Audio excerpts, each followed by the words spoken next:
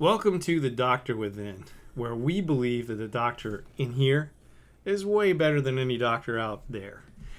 And tonight I'm going to talk about some pretty heavy stuff. Great. And I know that we're in a heavy time. You know, things are going on in Afghanistan, and we're still dealing with this pandemic, whether you believe it's a real pandemic or not, or not. Should or fake, you be vaxxed? Should you not be vaxxed? mask or not mask, Not or mask. close this lockdown. Quarantine, go out. not quarantine. Shut down, no shut down. It's like a nightmare, and this isn't what I'm going to talk about tonight, but in 32 years, I treat TMJ dysfunction problems, and it's not like a huge part of the practice, but in the past 3 months, I've treated at least 100 people with TMJ stuff. And really, they don't even know why. What's happening is at nighttime when people are sleeping. They're grinding their teeth, stressing. Stress. Right? It's, so it's across the board. I talk to my colleagues, and you guys are seeing it too in your business, that people are just stressed out. So Well, we got where people aren't sleeping, like at all, or barely sleeping. right. They fall asleep and then they wake up like, so. Well, I want to call a timeout because so you can treat TMJ. Oh, yeah. Well, that's probably news to a lot of people. You're probably right. The number one musculoskeletal disability in the U.S. is lower back pain. Number 2 is TMJ dysfunction. Oh, wow. I did not know that. So It's big stuff. that's good to know. Yeah. Well, Cool. Okay. Yeah, we treat, and very successfully. Chiropractic programs for back and spinal stuff takes months and months and months to correct. TMJ is usually just a few visits. No So kidding. That's yeah, awesome. so it makes me look good because people come in with migraine headaches and stuff, and we do a couple visits, and they're like, "Wow, this is amazing." So Well, easy wins are good. I'm a it. fan of an easy win. Yeah. Except it's sad because people are literally grinding their teeth down. Yeah. So part of our introduction, I'm Dr. Pat Kennedy, and I'm a chiropractor about 32 years. We got Charlie Ray here, who is the owner of Nature's Outlet and Amplified Naturals, a fantastic line, and John Rigdon, who is our go-to nutrition expert. And And eye candy. We always have to include that. well, that's true. Eye candy. So I'm going to get right into it tonight, and it is a heavy topic because most people, and I don't want to just air my dirty laundry out there, but suicide's a big deal. And going through a divorce, I ended up at one point in time in my garage and thought that was a good choice. Wow. And I'm Mr. Optimistic. I'm always encouraging people, and to be in that position was like, wow, that's not good. And here's a stat that is depressing, but depression kills 2,328 people per day. 2,300 per day. And here we are debating over stuff that... So we're shutting down everything over. I mean, I'm not trying to trivialize the big virus thing, but it needs perspective. It needs to be framed, compared to other stuff. Yeah, matter of fact, do you have your cell phone up, Davis? It's recording. It's recording. So anybody who's really good at math, let's do this. So 2,300, we'll round it down. 2,300 per day, 365 days a year. How many people are dying, committing suicide from depression in a year? That's the suicide rate? Yes. Holy ravioli. This is just for depression. It's a top 10 leading cause of death year in and year out. Well, that's over 600,000, isn't it? I mean, I'm not a math genius, but... Yeah, right. So, yeah, and you take the 18,000. So it's probably pretty close to 700,000 people are dying, which is right up with the number one, cause of death. And yet we don't really talk about it. And people say, yeah, I'm depressed. So, I want us to get into tonight, laying out the statistics, because here's the thing. And I'm talking to you folks. You're not listening. We're all not listening. We're all too busy, fighting the news that comes in. We're all too busy fighting with each other about, oh, that person's not masking, or can you believe how stupid that person because they have a mask on? We're fighting, and we're so busy. Or we're distracting ourselves with so much information that we're not even doing anything. Right. Not doing anything. And here's a simple formula. It's way oversimplified, but our brain basically is split into two major functions. First, it's sympathetic function and parasympathetic function. Sympathetic function is fight or flight. It's like emergency, got to take care of this. Just go, go, go, go, go. When one program is up, the other one's not really working, okay? So the parasympathetic is where you heal, you digest food, reproductive function, all of those things that you really can't control, blood pressure, all that. So when your brain is so busy in sympathetic mode, it's turning off those things. So, the big things that happen to people is they have trouble digesting food, they have trouble sleeping, their blood pressure goes up, and their brain chemistry gets out. Right. Mm-hmm. So we're stuck in sympathetic mode, and parasympathetic mode is where we need to be at. So that's a problem. So what can we do about it? And we're going to get you guys in there, but I want to talk about, just try to wake up with me. Try to just go, okay, snap out of it. I know I'm a walking zombie right now. I'm stressed out. I'm in sympathetic mode. And by the way, you don't have to be pulling your hair out, yelling at your kids. It's your brain activity. You can be in sympathetic mode when you're trying to sleep at night. I know you guys talk to people who, they sleep 8 hours, 10 hours, and they wake up and go, I feel like I didn't sleep, because their brain never rested at all. And sometimes I do that because I'm thinking about a certain patient. Not really, the case isn't going well, and it really bothers me, because a lot of people that come in, they become like families, and I empathize and sympathize with everybody. So so I wake up in the middle of the night and I'm like, oh my gosh, Pat, stop thinking about that case. I need to get some sleep. So, but my thing is, how do we get to the place where people just say, you know what, my only option is I just got to check out. Depression is probably the number one killer. But get to the place. I want to share this. It might take a couple minutes, so hang in there. It was a famous experiment done back in the 1980s.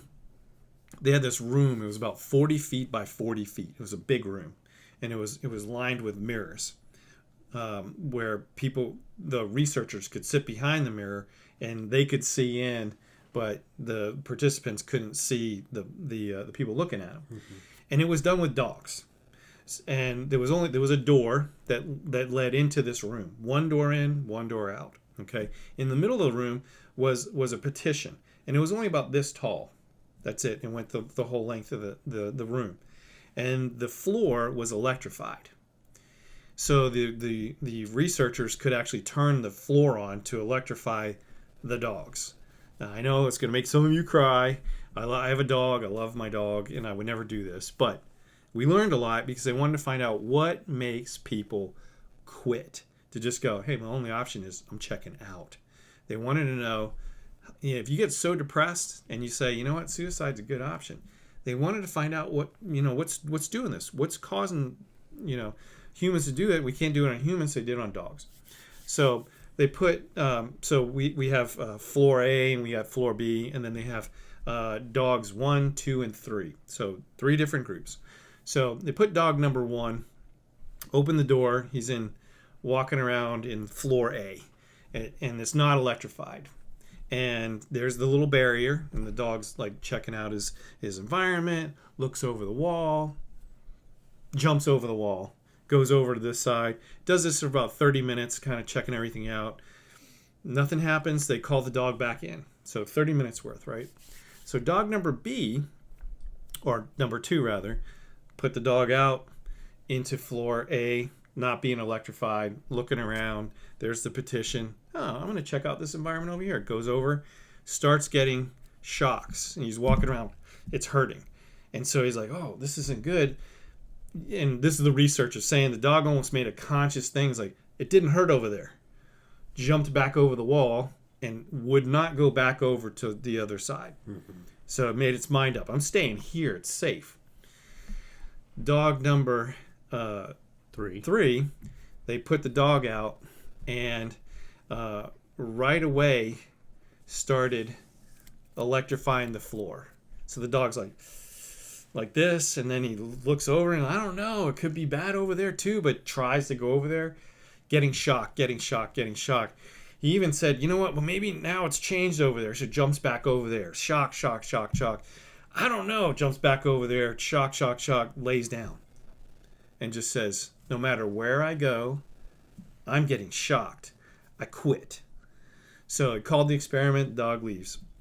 So they let a few days go by. They put dog number 1 back in. And dog number 1 comes out. Floor A not being electrified.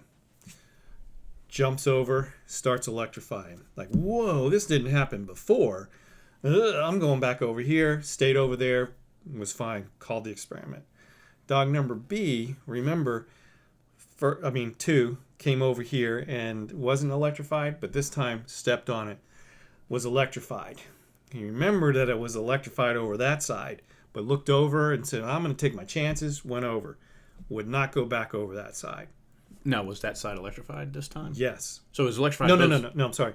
Was not. Okay. So he basically went over. They flip-flopped it on him. They flip-flopped it on him, but his brain was like, I was able to save myself before, but last time he was shocked over there. It's shocking now. Maybe it won't be this time. Went over.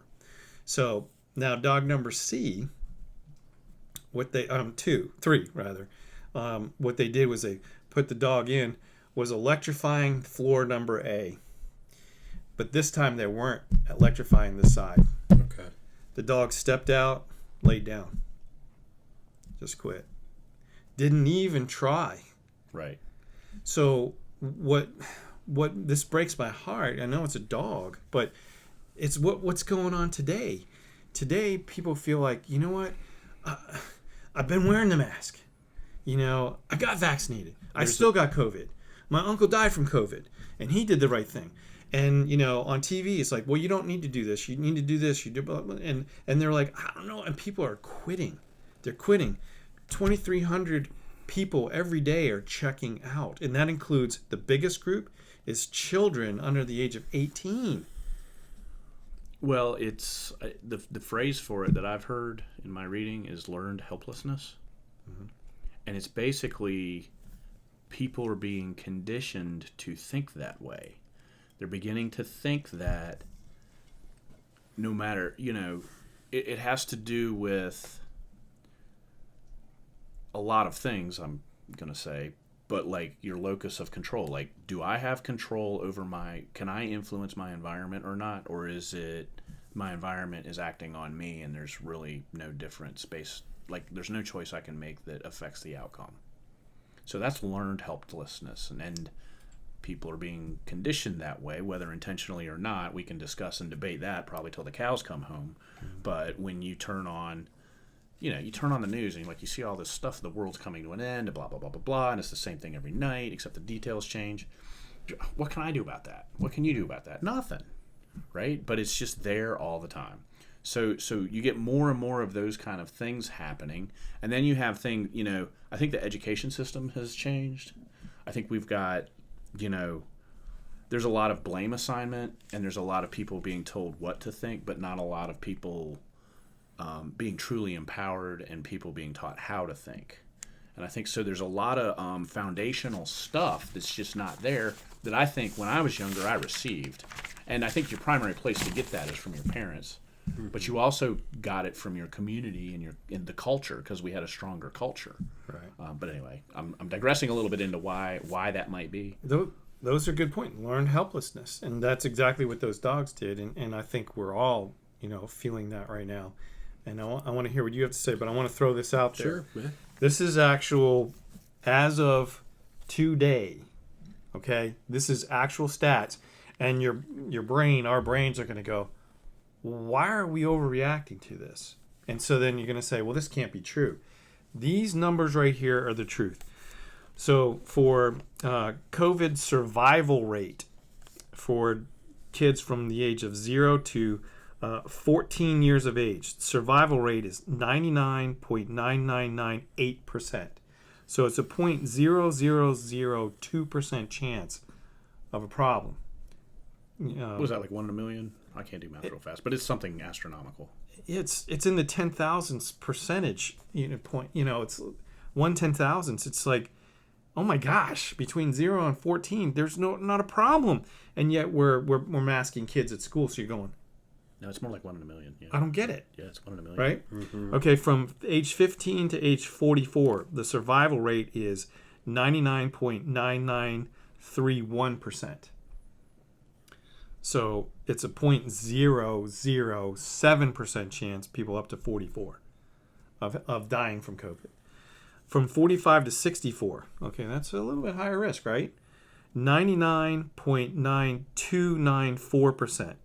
Almost 99.3 again, So small. 65 to 85. Oh, that's the we got a real problem there, right? 99.6297% chance of survival. Yeah. And the worst of the worst, over 85, the survival rate is 98.2499%. Over what age? Over 85. So you literally have a 0.07% chance of death in that group. And so people right now, I'm telling you that we're all hearing this bad stuff and we're reacting and just going, well, wait a minute, the facts are this. You said something we're not thinking. It's like, if you look at the data and think what should be the response, and that goes for everything, exercise, sleeping, eating, too much work, too little work, all those things that we have to make decisions about. How to eat and all that, what's real? Yeah. I think of, flu, right? Flu's been a constant in our lives, but we just accept it. And the numbers, I don't have the numbers at my fingertips. They're worse than this. Can be. Not every year's the same. There have been flus that are worse than that. Way worse than this, yeah. Right. And that's not even thought about twice. So, and you look at, past outbreaks, the percentage of certain things, what was it, the 1918 pandemic, the other pandemics. 1918. And smallpox and all that. Like, we fought the Revolutionary War with smallpox. Right. And it was way nastier than what we're dealing with. Right. Yeah. So what were you going to say, John? Well, yeah, I mean, as far as those statistics go, I mean, that's probably not even taking into account the the comorbidities, the obesity factor. I mean, the flaws in the data collection. You are 98 times more likely to die from COVID if you're obese. Mm-hmm. And that's directly off the CDC website. So you can take those figures and manipulate them in such a way, whatever that 98 times reduction would be in a healthy individual. Now those numbers start getting, that those decimals are running off your page. Mm-hmm. That's how low the percentage is for a healthy individual. And and then I had a question for you guys about the depression and suicide. I mean, do you think that the ability to find happiness in life, do you think that's a skill that you have to learn? Like, maybe some people don't have that. Like, you maybe you pick that up from your family, the people you're around, and perhaps some people just don't have that skill, and maybe they don't develop it in time. They're surrounded by all the sadness, and it's their perception, of course. Everyone has good things that are happening to them in life, but if the bad things are outnumbering it, maybe they have trouble honing in on that good stuff. Mm-hmm. I mean, maybe we take that for granted. I don't know. Well, I think you can kind of look at, okay, is it environmental or is it biological or genetic? Sure. So environmental is like, okay, well, were you raised by a good family and you have kind of a good foundation where people supported you and you have social connections with people, or are you pretty much you were ignored by your parents because they were too busy fighting, or you only had one parent who was in survival mode and you weren't raised and you have no way of really connecting with people socially. So there's the kind of the environmental thing. Sure. But then there's kind of this genetic or biochemical thing, and that can be your actual genetics, but it can also be lifestyle and the Dietary stuff, impact on your brain chemistry. Think about, you mentioned you had a circumstance where you were not in a resourceful frame of mind, and you were entertaining some negative action, where today it would be like appalling to even consider. Is it fair to say that you probably weren't taking very good care of yourself at that time? I mean, you were you weren't in a good headspace. You were upset. You probably weren't eating well. You weren't sleeping well. Wasn't exercising because I wasn't sleeping. So I got up feeling terrible in the morning, and then feel terrible. I want to feel good, so you eat something crappy. Yeah. Well, that's a negative cycle. So the eating the crappy food makes you feel crappy. You're feeling crappy, which makes you have crappy ideas and thoughts, which give you despair, which decrease your motivation to solve anything, and it becomes this kind of circle, and it's almost like a plane that's spinning downward, and that can happen to people. And then, but at the same time, people can take control of their lives, maybe one little tiny toehold here or there. And that same spiral can happen the other way around, where you start getting into some virtuous cycles that mutually reinforce themselves. And we can talk about what those could be. I think isolation is a big deal in those conditions. I think if somebody, if you're feeling that way and you can reach out to somebody, that can change your pattern, because you're trapped in a self. It's a prison in your own mind, and I think you can interrupt that. Well, you can't change if you're isolated, right? I mean, or at least it's difficult because you don't have a role model, you don't have a guide or an outlet or anything. I mean, we're social creatures. Yeah. And so I think that if you're in a world of hurt right now, go find somebody to talk to. I mean, I think that's the starting point. Bingo. And make yourself available for people around you. I mean, that's important. I think people do, or at least they think they do, but if you think someone that you know and care about is struggling, I mean, make sure that reach out to them, that you make yourself available, and that that person doesn't feel like that they're a burden if they come to you. I mean, I think that's important as well. Yeah. And we got to wrap this up. This is such a big topic, and I know we probably went a little bit over. we need to really cover this in more detail, because this is what people are struggling with. And what popped into my head, and I know it sounds kind of goofy, but when I was sitting in my garage, closed the garage door, and my truck was still running, and I was thinking, this is my way out. What popped into my head was one of the most famous speeches delivered by Winston Churchill in I don't know, 1940, I don't know, somewhere around there, maybe it might have been in the 1930s, but the Germany was a mess. England was a mess. They were getting bombed, and he was put into this situation, and they wanted him to come and give a speech, and he stood up on the thing, and they were expecting this really great speech, and he said, never quit. And he walked off the stage. And I remember thinking, I can't quit. Yeah. I can't quit, because here was this guy who was in over his head, and he got the whole country, involved. He got some other world leaders involved, and turned the whole thing around just by being, we can't quit, And so here I was thinking, I'm going to quit. And it was like, bam, never quit. And the first thing I did, like you guys said, not isolate. I called my best friend. I called somebody who I really look up to. I called my pastor, and everybody came in, and they were like, okay, Pat, this isn't you. And so I did. I started sleeping better, exercising, taking care of myself. Right, you created that positive spiral upward. And they didn't let me fail. Right. That's awesome. So yeah, okay. So we'll wrap this up for now, but we're going to have future podcasts on this, because we got to talk about it, folks. and really, hey, I'm not embarrassed to talk about it. I've succeeded in some pretty cool things in life, and I felt like quitting. So, if I can feel that way, a lot of other people can feel that way too. Sure. And you can't do it. Never quit.